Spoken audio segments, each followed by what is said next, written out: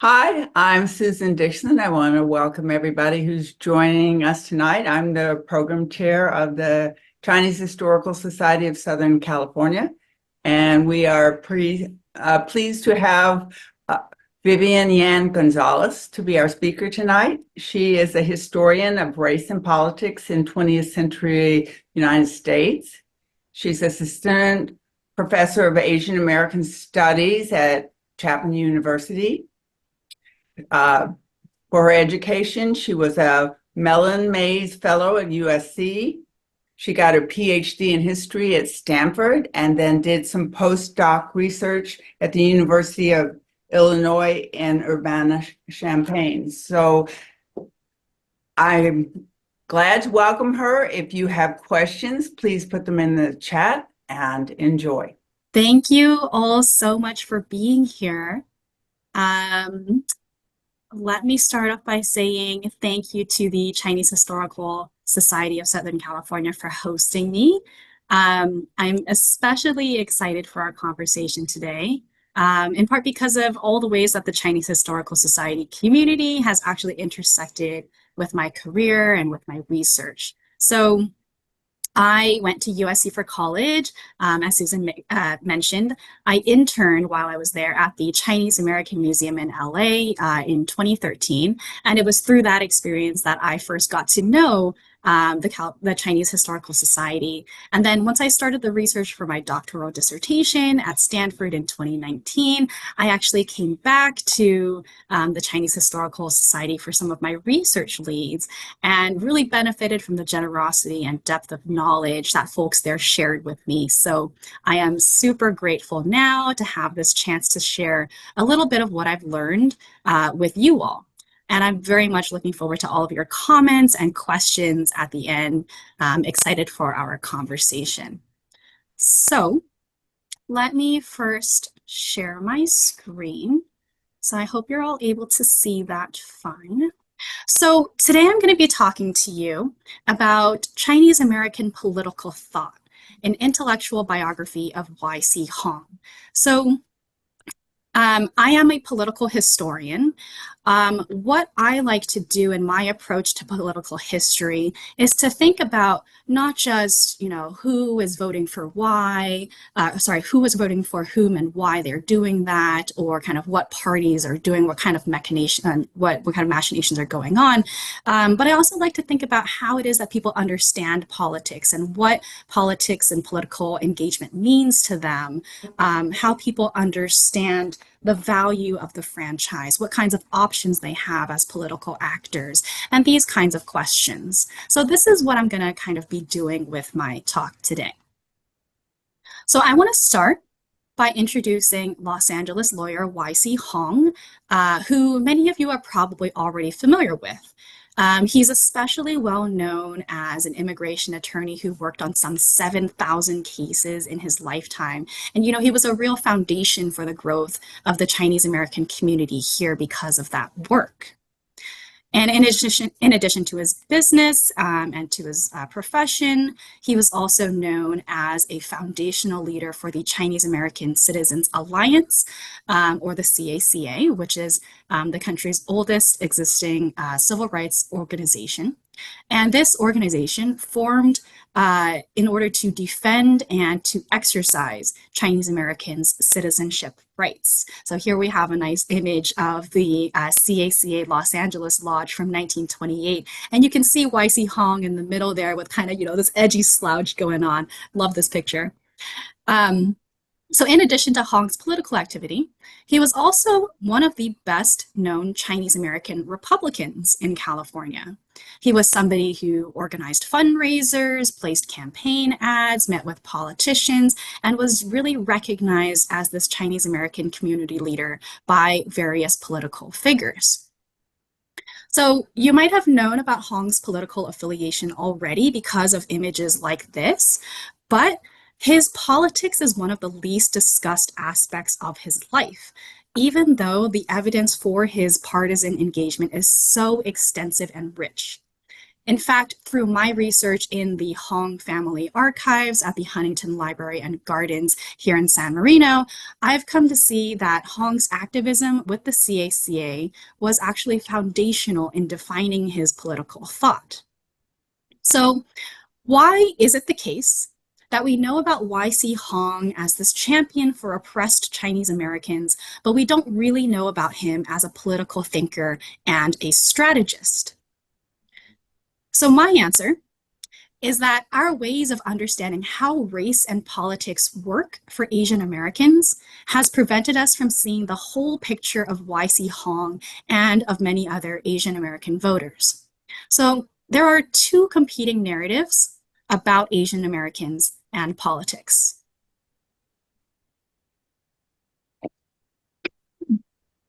This first narrative is something you may have heard of called the model minority narrative. And this narrative argues that Asians are culturally passive, quiet, apolitical, right? They don't rock the boat, they don't really speak out. And one result of this narrative is this common belief that Asian Americans didn't engage in politics at all until the late 1960s, which is when young activists in the Asian American movement joined these radical social movements of the Vietnam War era. And then the second narrative of Asian Americans in race and politics is a direct reaction to the first, a direct reaction to the model minority narrative. And so this resistance narrative was developed by those same young Asian American activists, and they argued that the reason why Asian Americans seemed to be model minorities was because Asians had been so completely oppressed by white supremacy that they were forced to be passive, silent, and apolitical in order to survive in this hostile society. And so this resistance narrative argues that authentic Asian American politics are, by definition, liberal or even left. And this is the narrative that leads many people to assume that if you're a minority, you must be a Democrat.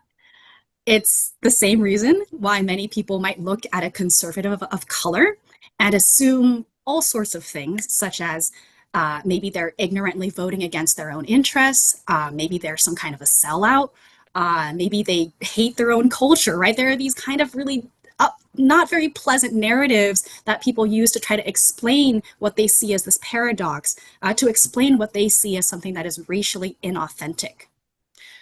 So when we have these two narratives, right, that Asian Americans were not political until the late 1960s, and that Asian Americans who care about their communities, right, racially defined communities, must be on the left side of the political spectrum, then what happens is we don't really have a way to understand somebody like Y.C. Hong, somebody who was committed to his community's welfare, and somebody who actively engaged with partisan politics all throughout his life as a Republican. So in this talk, I'm going to be exploring Hong's political thought as it relates to Chinese American community welfare, and I'm going to show three things. First, his activism with the C.A.C.A. was central to shaping the way he understood politics and to developing his own political thought. Second, he was deeply inspired by the American principles of justice and equality. He believed deeply in the American democratic system, and yet he was a pessimist when it came to race relations. And so I argue that this shaped his preference for gradual change within the existing political structure, along with a constant concern for defending whatever progress his community could achieve. My research for this talk comes from a larger book project that I'm working on, which is a political history of the first generation of Chinese and Japanese American voters in California.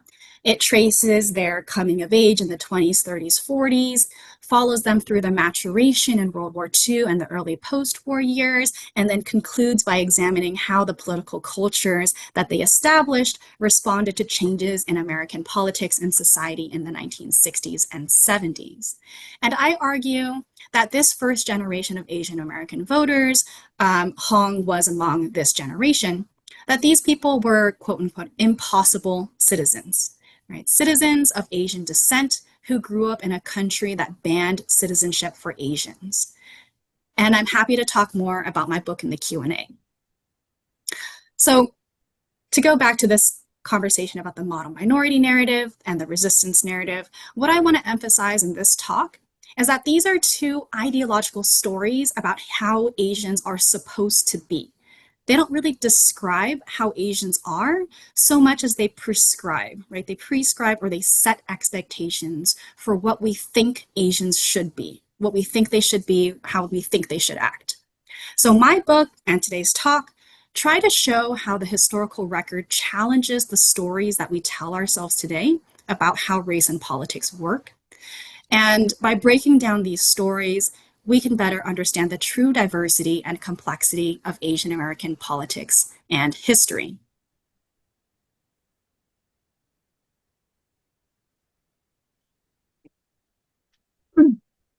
So we're going to start with the C.A.C.A's first big legislative campaign in order to see how Hong's political character began to emerge. The 1924 Immigration Act passed just 1 month before Hong graduated from USC Law School. This law was the culmination of a massive nativist movement, a massive anti-immigration movement after World War I, and it sharply limited all immigration to the United States.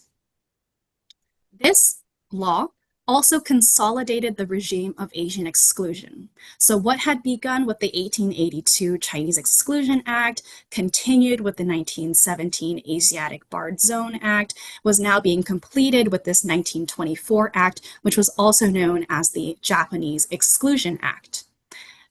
This law, this 1924 law, also laid the legal groundwork to create this category of people that we know today as illegal or undocumented immigrants, but that's a different story.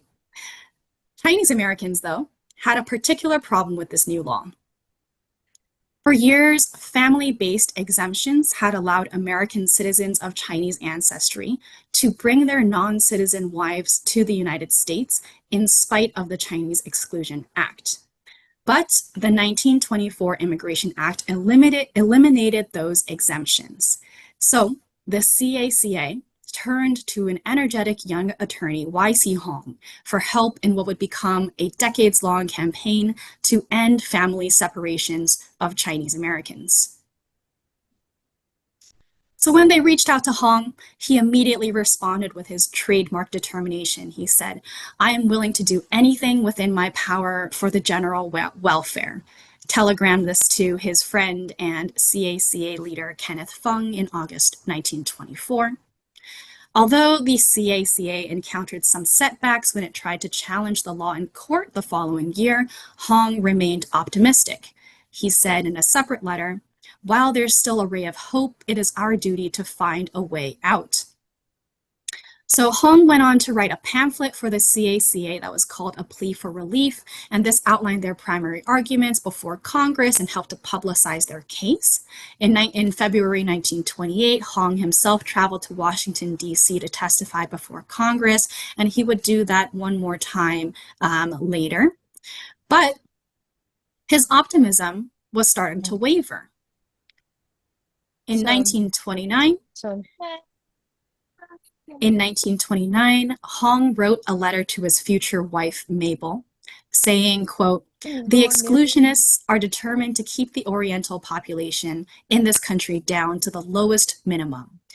Within 10 years' time, persons of Oriental ancestry born in this country will be denied citizenship. The inevitable will come. That is one of the reasons I am planning to go to China." Right? He was planning to leave this country.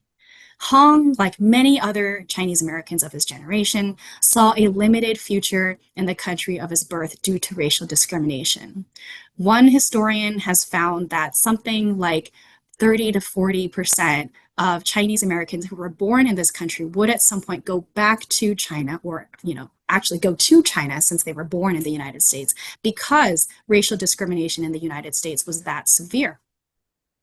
So Hong was afraid that not only would the C.A.C.A. fail in its fight for family reunification, but that Asians would lose access to citizenship entirely. And he darkly anticipated the day when his country would strip him of citizenship, forcing him to abandon the fight and leave.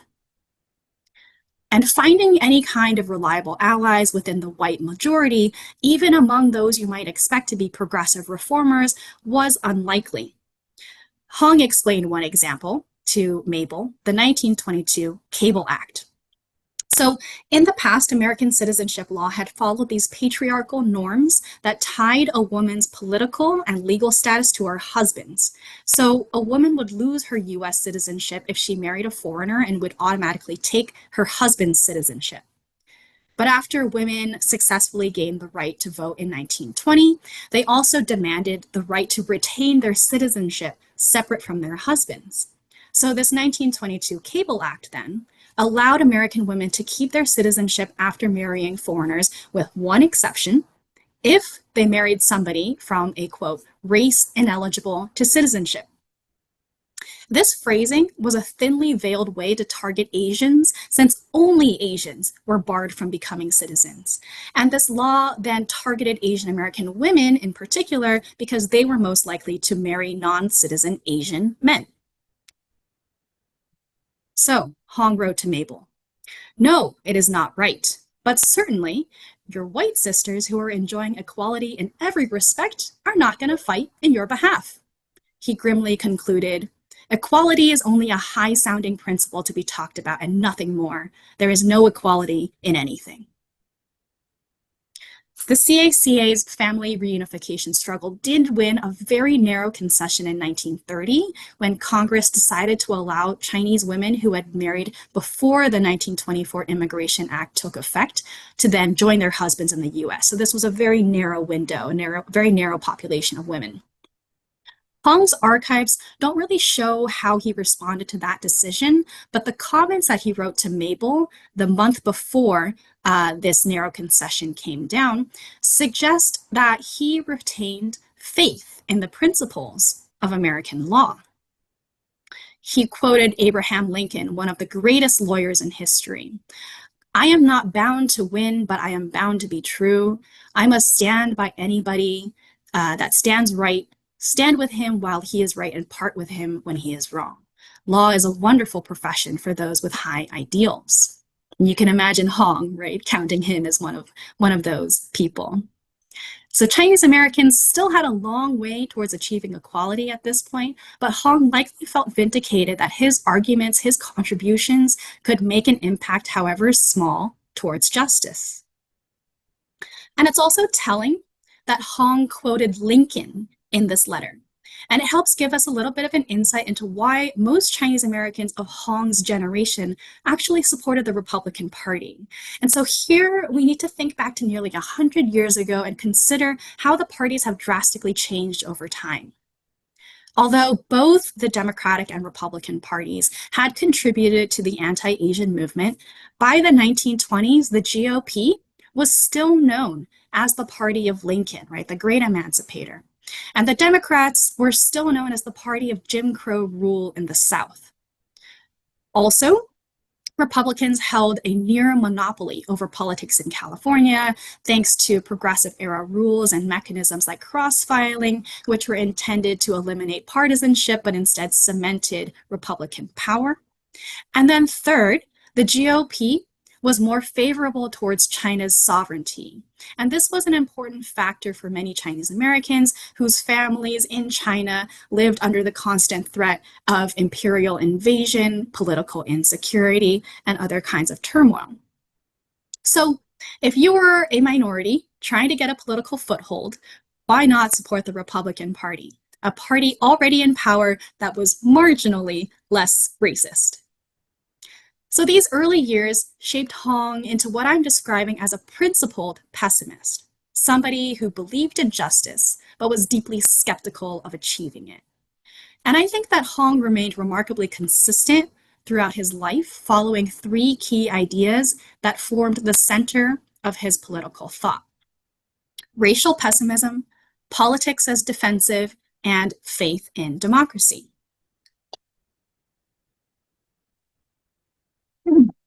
So I'm going to give you a little bit more historical context here.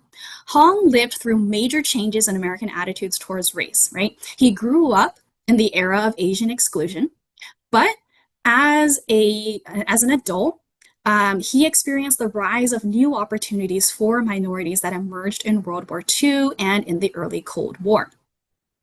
Part of this new racial liberalism in the 1940s and 50s was led by the Democratic Party under the New Deal, but a very strong and influential faction of Republican moderates and liberals contributed to this as well, right? That legacy of Lincoln.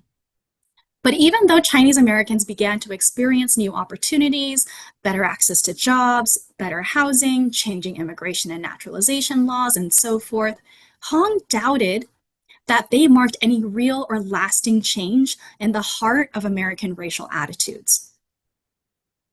So the victories that Chinese Americans won on family reunification, for instance, were repeatedly threatened and had to be constantly defended.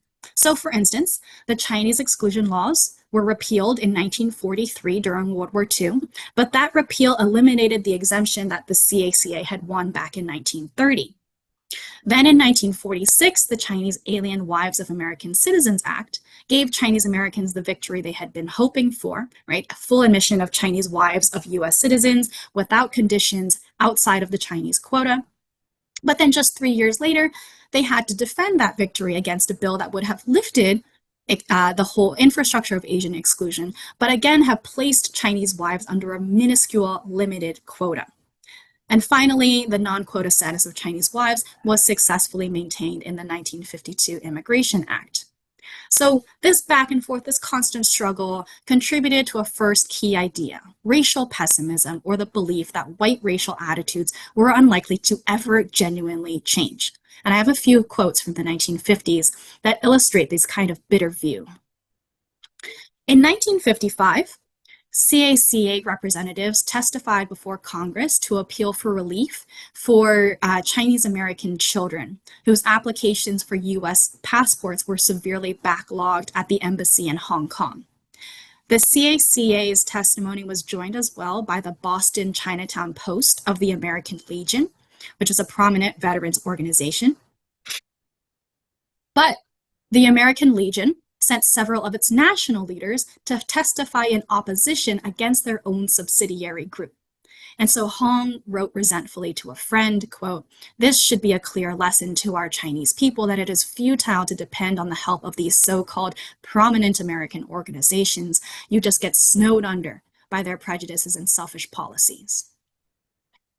Hong believed that Asians were viewed as permanent foreigners, right? Forever foreigners, who would always suffer the consequences of having racialized faces. So one handwritten note in his archives began, quote, "Whether we like it or not, the fact remains that Americans of Chinese descent will never quite escape the consequences of their heredity as long as they are physically identifiable as such." And it's likely that Hong was writing this note in the early 1950s as he reflected on the rise of anti-communist related harassment, McCarthyism, during the Korean War that linked Chinese Americans to communist China. And so this led Hong to a second key idea, that politics was a battle of constant vigilance, constant defense.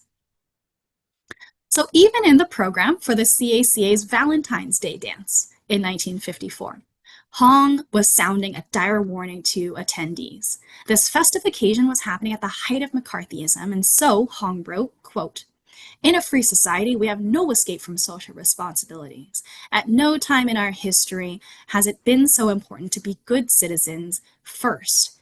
The coming election will offer us another opportunity to prove our right to the American way of life." So Hong believed that voting was this essential duty that asserted Chinese Americans' patriotism and proved that they were good citizens. And these were key statements, he believed, that could preemptively counter the suspicions of others. In addition to serving a symbolic purpose, voting was also necessary to protect Chinese Americans' interests. So in Hong's archives, I found an envelope for a sample ballot on which Hong had written some thoughts reflecting on the C.A.C.A.'s purpose as an organization of citizens. He wrote, "Political action is an inherent and necessary part of our existence. We must engage in political activity or face the possibility that the economic, political, and social gains we have won in the past decades may be wiped out overnight by legislation. And this was a common idea that Hong would repeatedly express, that political participation was required to protect the progress that they had achieved against a potential sudden backlash. And you may have noticed that in Hong's Valentine's Dance message, he emphasized that voting was required to maintain a, quote, free society. And this leads me to Hong's third key idea, which is that despite the enduring racism of the white majority, the American democratic system remained a viable structure for achieving equality. Hong's notes and drafts for speeches to the C.A.C.A. expressed these ideas most clearly. So in one draft from the 1950s, Hong wrote, quote, "Let us understand the American conception of the dignity of man under God and the law. Let us understand that this is the cornerstone of our American free enterprise system. Free men, if they are to remain free, must be informed and must be willing to sacrifice much for freedom." These flowery words echoed this patriotic language that we often hear, right, of the sacrifices that are required to maintain freedom. But another phrase, that the US system was rooted upon the dignity of man under God and the law, also reflected this maturation of Hong's early faith in the principles of the law. So Hong wasn't just parroting patriotic language as the sort of symbolic, superficial demonstration of anti-communism. Instead, he genuinely believed in the American system. Yet, Hong also adopted a realist perspective in his defense of democracy. So in notes and drafts for another speech, he wrote, "Whatever the imperfections of America, here is one of the few societies in which the individual still may air his views and have them heard. No society has ever been absolutely good, free, or just. No such society is ever likely to appear on this earth. Those who hope for the realization of absolutes will be disillusioned." So in other words, Hong argued that the US was not the greatest society in the world. It wasn't a perfect society. He refused to idealize it, but it was good enough.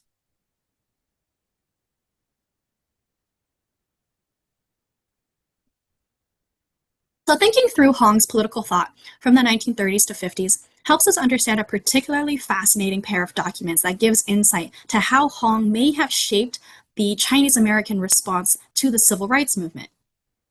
Now, it's unclear whether these were personal notes or drafts of his speech, but what they show is, again, that Hong genuinely believed in the potential of American democracy, but that his pessimistic fear of white backlash made him unwilling to support risky or provocative tactics. One such note began, "I don't believe there are any grounds at all for jumping to the conclusion that the Negro protest movement is dominated by the communists." Just as a side note, this term Negro was the historically polite term to use at that time. "If I were a Negro, I too would protest, but I would not try to marry the movement to the liberal left movement." So a few key points here stand out. First of all, Hong rejected outright this common claim that the civil rights movement was a communist plot.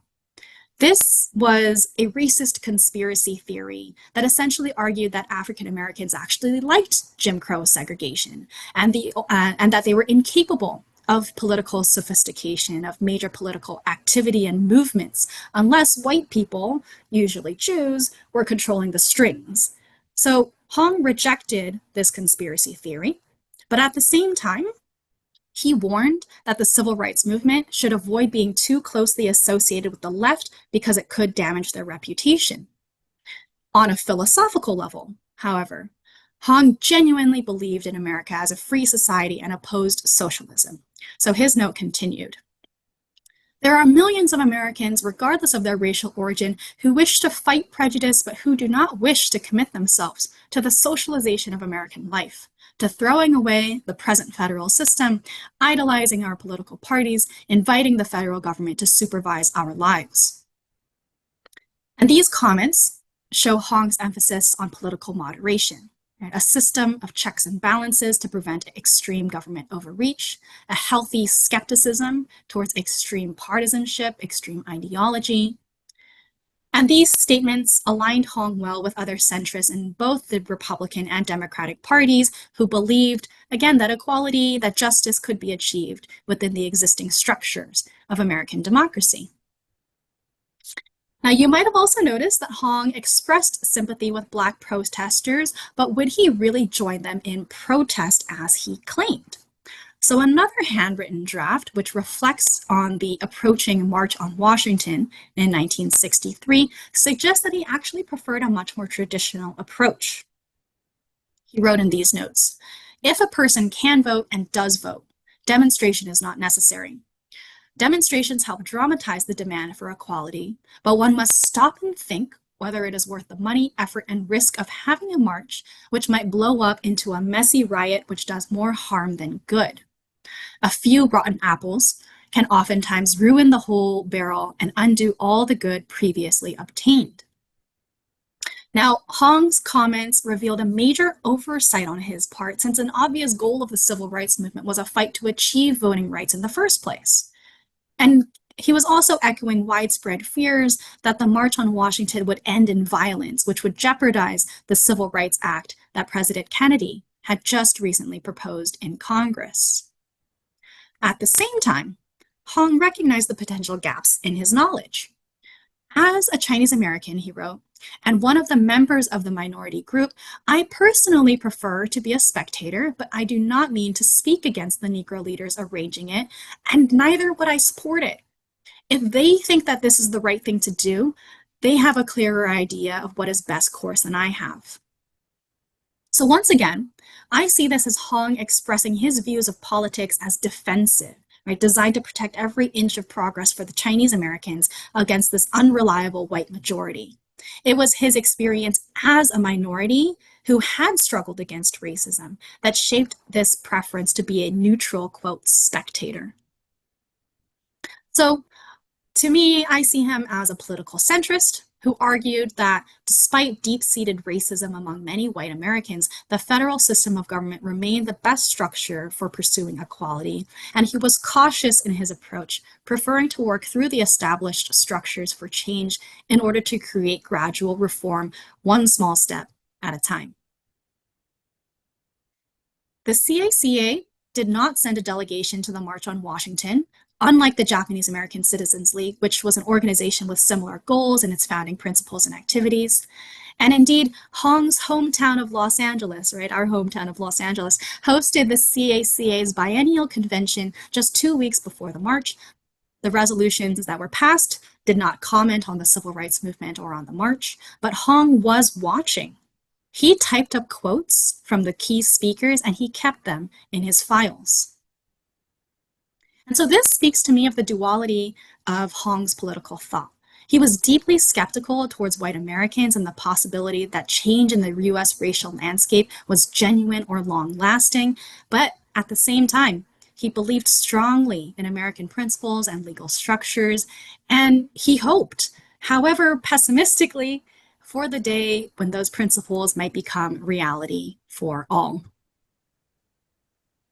Thank you very much. And thank you very much. If we were all meeting in person, I guess I would call for a round of applause. And thank you for taking the time and also for sharing your really deep research and history. We had asked for questions and comments in the chat. Maybe it's my technology, but I don't see any questions in the chat. Maybe I can just share a very brief question, and then maybe that would spark some other questions or comments. But I also see Nolan Hong online, and what perhaps we could do is actually start off with some comments from Nolan. And okay, Gene, I'm here, and I have very much impressed with the thoughtfulness that Vivian has given in her research and deep thought to the problems of minorities. And we are still considered minorities. But as my father thought, the best thing we can do is to participate actively and speak up in a way that makes sense. Here in Los Angeles, of course, we've had a number of recent demonstrations which have caused terrible riots and pain to a lot of people, and those of Hispanic origin are suffering many of the things, even in a worse way than the Chinese have in the past. So I still believe that we need to participate actively in politics. We have now many people of Chinese descent who are in politics and are very involved in politics. And I think that's critical to gain acceptance and recognition by more and more people. I think that racism is something that may be inherent in what we are as human beings. And that's a very unfortunate situation, but I think it's something that is true. But at the same time, we really need to be active in every way we can and participate actively and speak up when necessary in a logical and thoughtful way. So what's coming through, Nolan? What I hear from Vivian here, and thank you, Vivian, for your research. It seems like you must have spent a lot of time at the Huntington and interviewing people to reach some of these conclusions. And it appears that he was very pragmatic and circumspect about attitudes toward race and community. But Nolan, I was wondering, what did you talk about at the dinner table? Was this something that were some of those discussions, what sparked you toward your own career in the law? We really didn't have discussions at the dinner table, although my father and I were very close. And so we would talk about problems just between the two of us. And one of the things he emphasized to me was that in whatever you do, you really have to do it as well as you can. And that being accomplished in what you endeavor will give you recognition and be very helpful. And that was his emphasis to me. You really have to work hard at whatever you pursue. One of the things I found, which may be somewhat interesting, is that in my practice of law, I found that being Chinese was actually helpful because judges and juries, as a matter of fact, were not accustomed to seeing Chinese, and having them be able to communicate with them in a manner that was You talk just like an American. that they can understand. Yeah.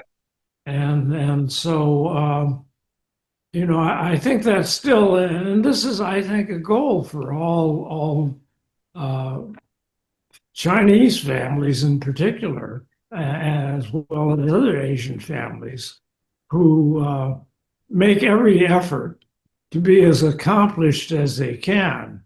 I mean, I find it interesting these days when you go on TV and you see advertisements, and particularly as far as medical matters are concerned, and the advertisements show Asian doctors or Asian nurses who are giving advice. And so I think that's, in a way, as much as I dislike advertisements, that's a very forward move that people can relate to. And I hope it continues in that fashion. So there's a question in the chat that both Vivian and you, Nolan, might be able to weigh in on. Have we moved the needle? Have we made progress in the things that he argued for? Or are we still in the same place? We still have to work twice as hard to prove ourselves, or we have to identify ourselves as real Americans? I think this is such an interesting question, if I can jump in and answer. Yes, you can. I think there's two ways you can ask this question, right? Who is us that we're talking about in this question? Are we talking about us as in Chinese Americans, or are we talking about us as in American society, right? Because I think Hong very much saw himself as both, right? Working for Chinese Americans, but committed to this American system of government. So have Chinese Americans made progress? Yes, in so many ways, right? Like as Nolan was mentioning, you see, Asian American faces on the big screen. You see Asian American professionals. We have Asian Americans like in the federal government working at some of the highest levels of power. Asians have made huge progress. What kind of progress has the American democratic system made? I think that is a very different and very complicated question. And I think that as somebody who was very firmly committed to these sorts of traditions and safeguards of the American democratic system, it's really a valid question as to what would Y.C. Hong think of the political situation today, right? If somebody was so committed to a sort of moderate politics, what do we make of the extreme polarization that we experience today? And what role do we as Asian Americans have in this situation, right? Do we simply say Chinese Americans are doing well and that's good? Or do we say that there is something else that we must do as Americans? No, there definitely is a more visible presence of Chinese Americans in the political arena. Now, YC was national president of the Chinese American Citizens Alliance, as you were also, and as was also Munson Kwok, who was also weighed in on the chat here. Maybe all three of you could comment on that, on the national picture. What do people across the country, or Chinese Americans across the country, and whether in Texas or New York, how do they feel? And I actually want to go back to this observation early on that you made, Vivian, that YC supported Republican politics, but we also know that the direction of the party has changed over the years. When he started, maybe Calvin Coolidge or Herbert Hoover were the Republican presidents. And then later, other Republicans who came on board later, Eisenhower and Nixon, were were actively involved in the political world. So I wonder how he thought of some of these political leaders and whether they were doing any good. I think that some of the presidential leadership helped pull us out of the depression, the Great Depression. But then it was really Roosevelt's New Deal, which created a lot of the institutions that we have today. So what I wonder what he thought of in terms of how we were becoming more of a socialized society, and maybe weigh that against past and current Republican politics. I know that's a multi-part question, but maybe you've probably gotten into YC's psyche enough to be able to share some of that insight. I think there's actually not very much specific information in the archives about such and such politician's policies were nice and such politician was not doing so well, or such and such policy was good or bad. I think what we do see is, again, this sort of pragmatic recognition that a lot of California's most influential political leaders were Republicans, right? So, for instance, William F. Nolan from Oakland was California's senator, one of the most powerful political figures in the country while he was in the Senate. And so, it would make sense to cultivate a person like William F. Nolan, who was also known, infamously so, for his concern with Taiwan and the so-called Free China. He was a deep anti-communist warrior. And as part of his work, he became known by his critics as the senator from Formosa, right? The senator from Taiwan. And so if somebody's going to bat for people, for Chinese people overseas, right, that can offer some visibility, some kind of access and political leverage to you as a Chinese American. And so I think there are some strategic ways in which we see Y.C. Hong and the C.A.C.A.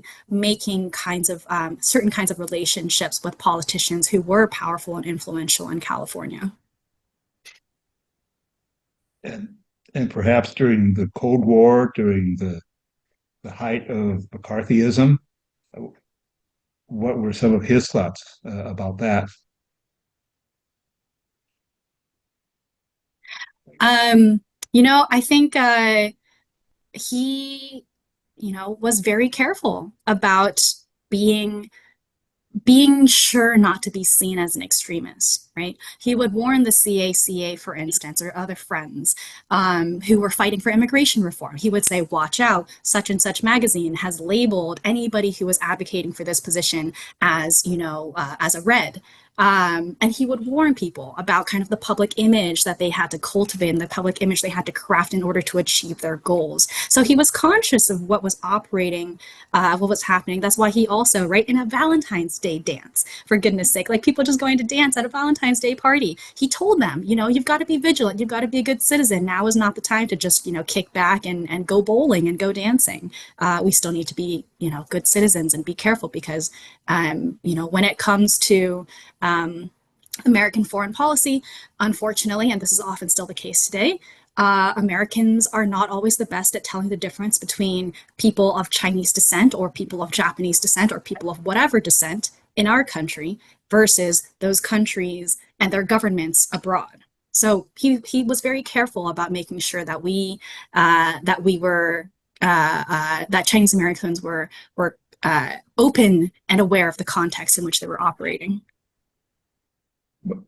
So Chung notes in her comments that she interviewed YC back in 65. I don't know how many years ago that was. But anyway, sorry, Supong. But he commented, apparently he felt that the younger generation should be more proactive in politics. And perhaps you saw that in some of his writings. I think you shared some of that already, but but so Nolan, I see, became involved as a lawyer and didn't become a political leader. Uh, Maybe there was risk in that, but I always wonder really what motivates people who to get involved, and did he maybe mentor a few people in moving in that direction, in maybe taking a higher profile stand. Uh, it took a long time before we had uh, some of the elected leadership that we see today. Uh, so I guess I'm just sort of uh, expanding on Sufan's comment that he did encourage people to become more involved or more proactive in politics. Well, can I, That if I yes, can make a short comment, and then I'd love to invite Nolan to talk a little more about this. You mentioned, Nolan, that, your father was very, influential, kind of shaping some of your personal philosophies. Nolan, you were also involved in the Republican Party's All Nationalities Council for a while. I think the question of whether Hong mentored any other individuals is an interesting one. In the archives, I haven't seen much evidence for that. But Nolan, I don't know if you'd like to jump in here and talk more to Jean's questions. Well,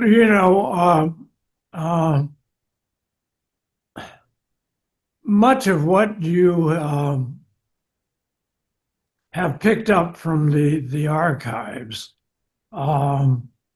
are personal thoughts that he had as he was viewing things. But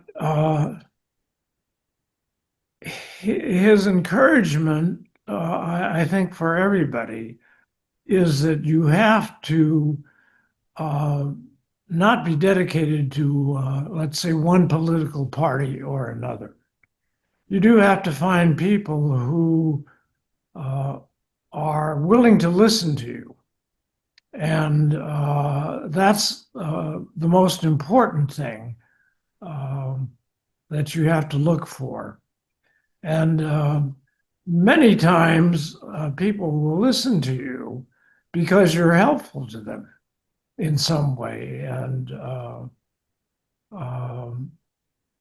frankly, he wasn't a great fan of Richard Nixon.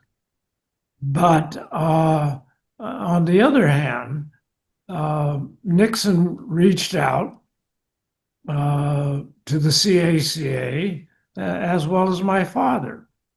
And so that was worthwhile. And so you don't necessarily have to believe in everything that people stand for, but if they're helpful to your cause or what you believe in, then it's worthwhile to get close to them and to provide actually some support if necessary. Nixon was there because he wanted votes. And, that was the whole basis for it. Senator Nolan wanted votes. And that's why he came to Chinatown and met with the Chinese leaders because he felt that it was worthwhile. So even though we may have to look at the selfish side of people,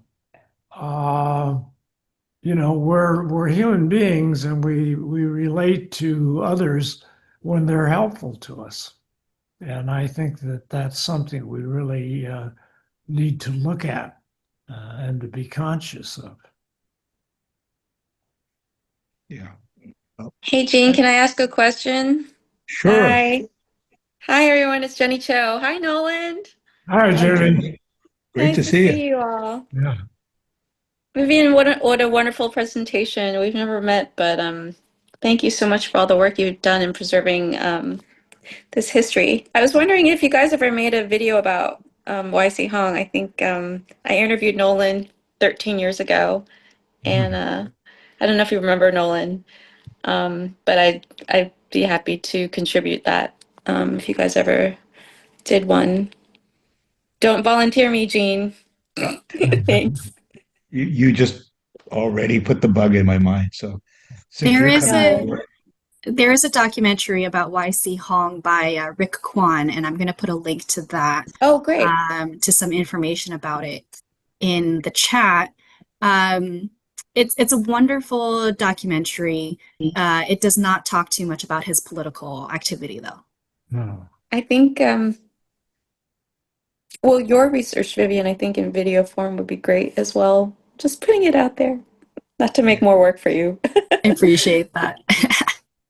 Well, it'd be great to transcribe what you recorded, Jenny, and then hopefully we can share it, in various ways that we can. Yeah, sure. Uh, so I saw another question. Oh, Katie had a question. I think she wanted to see if there has been research on voting patterns, whether voting records from the 20s and 30s and 40s are available, and whether some of the political discussions going on at the time, whether it be repeal of the Exclusion Act or any other issues. Kate yourself being a part of the family who from Sam Ward, who was called the mayor of Chinatown, I think was very much probably involved in the community politics, but on the larger scene, I wonder if there was any impact at all from the community in the 20s and 30s and 40s. Yeah. Any thoughts on that? Yeah, I love this question. So when I started my research, that was one of the things I wanted to know. Is there any data out there, right? Because there's tons of polling data now.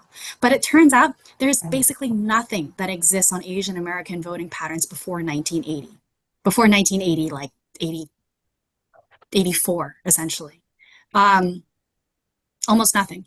And so what we have voting records of, kind of collected voting records of, different districts, say in Los Angeles or in San Francisco or other places, on how they may have voted, how certain neighborhoods and precincts may have voted on different issues, different propositions, etc.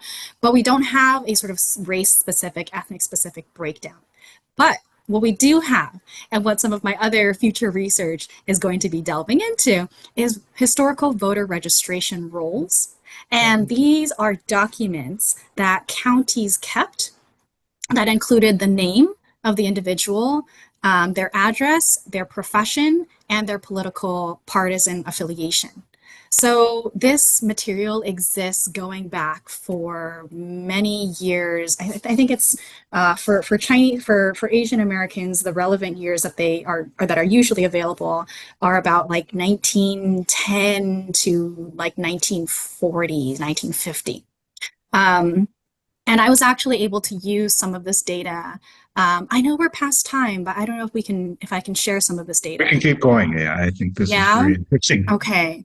So I am working, and I'm happy to share information about this, a link to this as well. I am working on a digital history project that would map these voter registrations.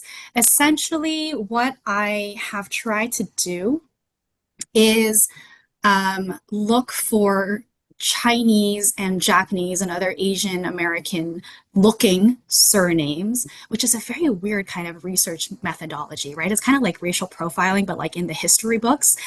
So it's very strange. But what I try to do is find people who are probably voters of Asian descent and look at their political partisan affiliation, any other kind of demographic data that's available. And I've tried to map some of that. And so you can see that, oops, let me see if I think I closed my screen share. So I've tried to map some of that here. I did a small survey just to see if this was a possible project. I did a small survey of voter registrations in 1920 and 1940. So you can see selected Chinese and Japanese American voter registrations here that are mapped onto Los Angeles. So you can see parts of where Chinese and Japanese Americans would have lived, as well as some of their partisan affiliations. And I think you'll find this information interesting. So in 1920, and this is based on a very, very, very small sample size. So you can see in 1920, I collected about 79 entries of probable Chinese American voters. 1940, there's only about 153. But you can see how people register to vote at this time, or what they put as their partisan affiliation. And partisan affiliation doesn't necessarily mean that they cast ballots for Republicans, right? You can identify as a Republican but vote for a Democrat. This is just partisan identity. So we see in 1920, almost everybody who was Chinese American in Los Angeles were registered as a Republican. By 1940, right, so the Great Depression has happened, Roosevelt has been elected as president. By 1940, it's about half and half. So there is this kind of data that is available. It takes a lot of work to kind of comb through, and that's why this is a longer term project that's going to come out that I'm going to be working on after my book comes out, which I'm still working on. So I'm looking forward to kind of continuing this as a long-term project and seeing kind of how broadly we can expand this work. This is an interesting topic to really take a look at some of the data that's available and see if it might extrapolate into actual policy or actions within the community, whether that has changed in terms of over time, in terms of the political direction of the community. Mm-hmm. So I know that my own father was definitely a diehard Republican, simply because he, like many, left China during the period of turmoil, and many supported the anti-communist environment that I think was common in many of our communities. So many, of course, aligned themselves with a party that would protect their families and their social interests and political and economic interests in China. Here, though, I mean, obviously, like I said earlier, each of the parties has changed, and now we're all wondering where we will all end up. And I'm sure that YC would ponder the same kind of question himself. It is past 8 o'clock and a little bit past. Are there any burning questions out there? I didn't see anything else in the chat. Maybe you might. Yeah, I have a question, Gene. Okay, go ahead. I put it in the chat. Oh, I'm sorry. I missed it. My impression was that there were so very few voters that the primary reason why the Chinese had some influence was because they were able to raise money for these political parties and political people.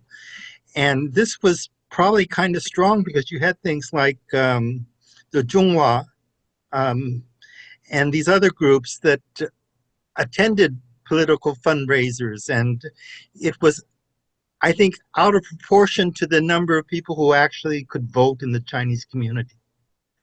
And I think the other thing is during the early 1950s, I think many local Chinese thought that China fell because of the Democrats who were in power during the late 1940s after the war. So I think it's two things. One was that the Chinese Americans were able to raise money out of proportion to their numbers, and this other thing about the fall of China. Do you have a specific question that you wanted to ask, or did you just want me to Well, I comment on was that? wondering if you had any idea of how much money actually was raised, or if the influence was more monetary than the number of voters. Oh, I see. Okay. Um, I think it depends on sort of what section of the Chinese American community you're looking at. Because if you're talking about kind of the multi-generational Chinese American communities along primarily the West Coast, so sort of the San Francisco, Los Angeles, many of the communities that I'm studying and writing about in my book, um, these communities were not exactly rich. The Zhonghua, which is the the Chinese Consolidated Benevolent Association, also known as the Six Companies, they I do not know if they have financial records available, but I have not seen evidence of major donations from that organization to political candidates in the 1960s or 70s. If there were donations in an earlier period, I have not noticed substantial evidence of that either, at least not from the records that I have seen. Um, there were, on the other hand, due to the Cold War era, right, and the 1949 events of 1949, the rise of the China lobby, there was a new community of Chinese Americans that emerged that did have money. And so somebody who's kind of emblematic of that Chinese American community is Anna Chen Chenault, Chen Xiangmei. And so she was, you might know her as the widow of the Flying Tigers war hero, General Claire Lee Chenault. And she married him when he was very old and she was very young. It was a love match. When he died, she moved to Washington, D.C. and set up there as a major Republican fundraiser. So you might be thinking about her. She ends up being a major part of the China lobby, gets involved in a sort of controversial scandal in the 1968 presidential election where she intervenes in Vietnam peace talks to throw the election to Richard Nixon. But she represents a very different kind of section of Chinese American community and history that does intersect in very important ways with the kind of Y.C. Hong community that I also write about. But in many other ways, their circles and their sort of ways of operating politically were also very different. It's good insight, and also another insight kind of a question, and maybe we'll close with this last one from Sue Ellen. She wanted to ask if her his wife's influence on some of his thinking. That Mabel believed in active social engagement, and whether that influenced his decision to become involved in whether it's Republican politics or other community politics. Uh, how did that play out? You shared a lot of insights, and uh, I think this is all very worthwhile. I look forward to seeing the book, and hopefully I'll get my hands on it soon. Maybe Hopefully, I'll have it done soon. we'll have some further discussions about that. But anyway, so maybe this, and I think one of the themes that you shared earlier on was, there was maybe a pragmatism, or maybe maybe not necessarily an active positive feeling that we could overcome some of these barriers, but he still felt that it was important to be involved and engaged. Your term defensive politics, I haven't seen that term before. And so I think you've enlightened some of us on how one person viewed, an approach to dealing with social equality or social justice, whatever you might call it, whatever the goal might be. Uh, so, so perhaps you saw in his notes some interplay or some encouragement from his wife that might have motivated him to express what he shared with the larger public. Hmm. I What don't did you know see? that I saw sort of, Mabel push him. I think they were both, and of course, Nolan, if you'd like to comment on this, feel free. But I think I really what we have available in the archives is a record of two people who are both very driven in their own right. Um, Mabel was deeply involved in Chinese American student organizations and kind of different kinds of social and civic clubs and activities. During World War II, she was very heavily involved in fundraising and relief for China during the Japanese invasion. So she was always kind of very much involved in her own right in different kinds of activities at the same time as Y.C. Hong is involved in things on his end, right? I think where there is something interesting is Y.C. Hong talks about how, yes, I at the time the C.A.C.A. only admitted men. It was sort of structured as a fraternal organization, and so only men, only male citizens were allowed to become members, even though, of course, there were women citizens like Mabel. So Y.C. Hong says something like, "Oh, I wish that we could find more Chinese American women who could be politically engaged and active like yourself, but they." I don't know if they weren't able to find enough members, or maybe there was reluctance to kind of change the fraternal structure of the organization, or what have you. But that's one of those interesting kind of moments of insight where I think Mabel was pushing him and was questioning what YC was doing, and you really see them in these letters as a match of minds, right? A match of equals.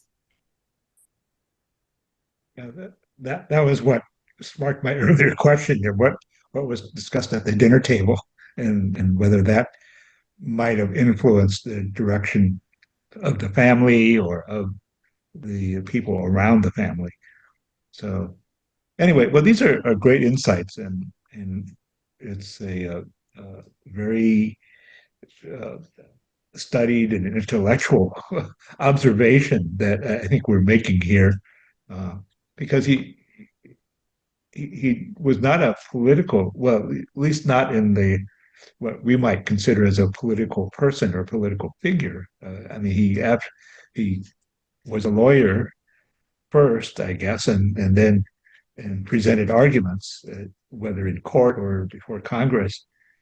I guess he was always had that uh, uh, uh, professional reserve, I guess you might say, that really uh, didn't didn't show the more outgoing side of what we sometimes see.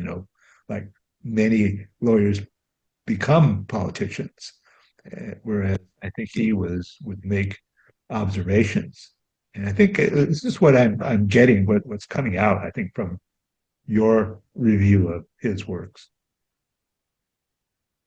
I mean, I think YC Hong was a realist, right? He saw what the situation looked like for Asian Americans, for Chinese Americans, and he knew how he could exercise what kind of influence he could, and he would push where he was able, and where he wasn't able, where it wasn't realistic to him in his mind, right? Then he would accept that it wasn't realistic. So he was a realist, and that I think maybe, so. I think he yeah, was absolutely a pragmatist, right? He was somebody who was incredibly intelligent, looked at the world around him, looked at his own capabilities, looked at his community's abilities, and made decisions based on the choices that he had available to him. yeah. I think many of the people around me are very much that way also. I think we can close out this evening. I appreciate your sharing your insights and some of the things that you have learned with our community, and hopefully it'll spark some more discussions within the community. I guess we can just close out. I appreciate all of you who attended and asked questions. Uh, we're always learning, and it's amazing what the Huntington has archived uh, in terms of both the personal records of many individuals, many of his clients, but also his own writings and observations in the community and the political spectrum. So we really appreciate Vivian. Thank you again for sharing your research and your observations with us. And to everyone else out there, I bid you all a good evening. If we're in Chinatown right now, so uh, we just might have a little after meeting snack over here. But in the meantime, have a happy, warm, safe evening to everyone out there. Thank you for joining us. Thank you all so much for attending and listening.